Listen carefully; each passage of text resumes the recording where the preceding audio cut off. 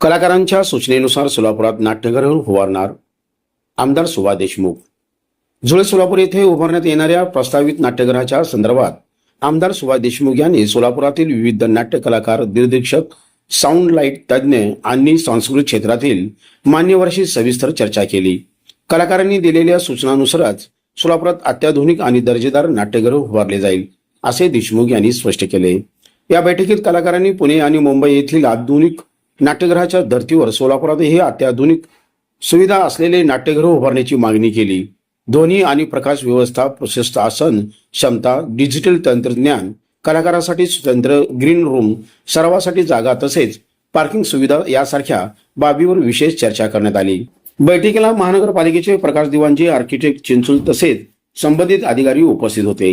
नाट्यगृहाच्या आराखड्याबरोबरच आर्थिक व्यवहारात बांधकाम खर्च आणि भविष्यातील देखभाल याबाबत अधिकाऱ्यांनी माहिती दिली। सांस्कृतिक चळवळीला चालना देणारे आणि कलाकारांना हक्काचे व्यासपीठ मिळवून देणारे नाट्यगृह साकारण्याचा प्रयत्न राहील, असा विश्वास यावेळी व्यक्त करण्यात आला।